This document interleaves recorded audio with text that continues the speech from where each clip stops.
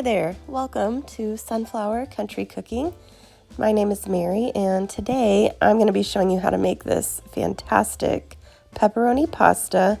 It's super simple to make. It's not complicated at all. It's got a ton of flavor. I think you're really going to love it. Let's go ahead and get started. Okay, the first thing you need to do is get a couple of cloves of garlic, and we're just going to go ahead and get these peeled. Now to peel garlic, you can smash it carefully with the side of your knife, and that'll make the peel really easy to then just slide off of the garlic clove. Go ahead and set that peel aside, and then I like to just slice off each end like this. Set those aside, and then I'll go ahead and begin slicing lengthwise, and then just mince it going across in the other direction. I'm going to go ahead and work on this other clove now. And I like to get the garlic minced up into tiny little pieces. That way nobody gets a big, chunk of garlic while they're eating. I do love garlic. I use it in nearly all of my cooking. It's so good for you, and it just adds so much flavor. I like garlic powder too, and I do use that a lot, but the fresh garlic really lends a fantastic flavor to your cooking that you cannot get in the garlic powder. Okay, I've got some bell peppers here that I've already chopped. It's about half of a red bell pepper and half of a green bell pepper. Just use whatever color you have on hand, whatever color you prefer. And then I have here about half of a yellow onion that I've already chopped. I'll normally try to chop a lot of my veggies at the beginning of the week, and then I have them ready to go throughout the week, and that saves me time when I'm cooking dinner on busy weeknights. Okay, the next thing I am going to do is brown 1 pound of this Italian pork sausage. It's just a mild Italian sausage. If you have just regular sausage, if that's all you have, that would work fine, but the Italian sausage really contributes a wonderful flavor to this dish and just matches all of the other ingredients really well. So I'm going to go ahead and get this sausage browned. By the way, this tool I'm using, it's just this meat smasher that my husband and I found on Amazon, and it works so well. Okay, I'm going to go ahead and add in the onions now that the sausage is browned, and let those saute for just a couple of minutes.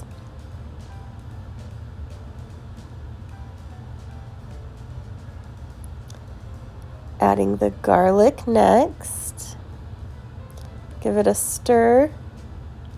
And go ahead and add some salt and pepper here as well, just so we're adding seasoning and flavor all throughout all of the layers of the dish. Stir in your chopped bell pepper. Don't you love all the colors in this dish? I just think it's beautiful. Okay, next up, the thing that makes this dish pepperoni pasta is, of course, pepperonis. So I've got, you can see about a large handful here.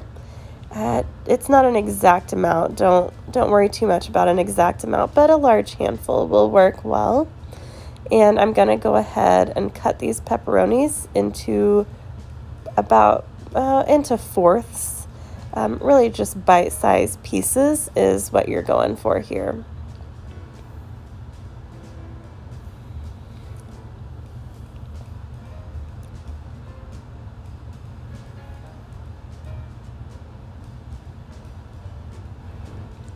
Okay, I've got all of the pepperonis chopped, and I'm going to go ahead and add these to the meat and veggie mixture that I have on the stove. I'll go ahead and get that stirred in. I've still got this meat mixture just sitting over a low heat to keep it warm. I'm going to go ahead and get this stirred in really well.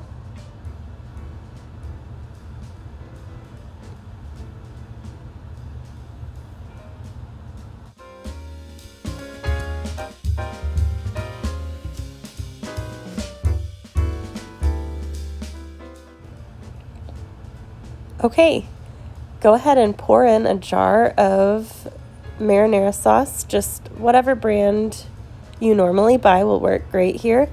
And then go ahead and pour in about half of a second jar. So about a jar and a half altogether. And then just stir that up. All right, so I've got this meat mixture with the sauce. I'm just letting it simmer over a low heat.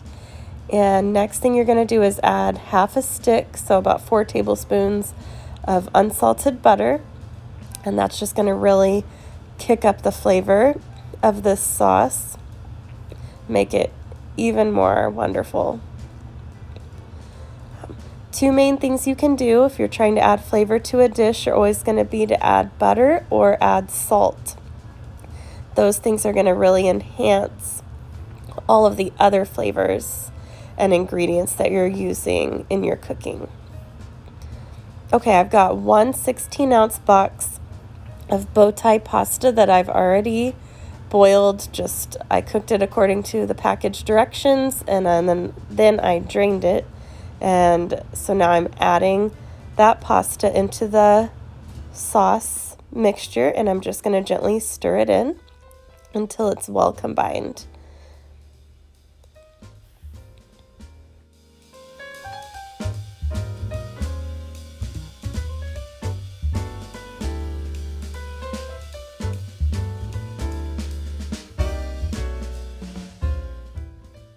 All right, I'm going to go ahead and season with some salt and pepper, some garlic powder.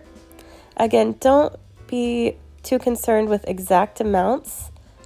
Onion powder is next. We're just going to sprinkle some over the top here. We'll stir these in, and then you can taste it, and you can always adjust your amounts if you feel like it needs more. So I'm going to go ahead and do that here. It's super important. Anytime you're cooking, you want to make sure you are tasting the food before you serve it. Don't just assume that it's perfect, even if you're following a recipe exactly. I'm going to add a little more garlic powder because I didn't feel like I had enough. A little more salt as well to really bring out all of the flavors of the ingredients I'm using. All right, once that's added, I'm going to give it another stir. Just get it combined. I'm going to be gentle with these noodles so they don't break apart in the pot while we're cooking it. I've still got this over a real low heat just to keep it warm. And then I'll go ahead and give it another try. So this is a big part of cooking, is just tasting it and then adjusting your seasonings as you go.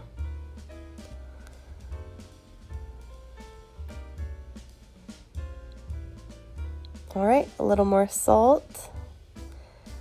Just working here to get the flavor exactly right.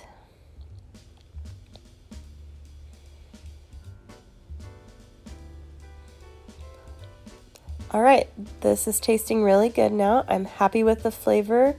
So I'm going to go ahead. I have a 9x13 baking dish. I've already sprayed it with some nonstick spray, or you could wipe it down with some butter as well. And then I'm just going to pour the pasta mixture directly in here.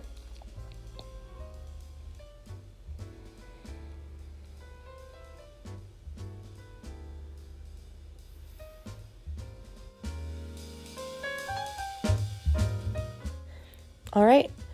Just use a large spoon to get your pasta spread out evenly throughout your baking dish.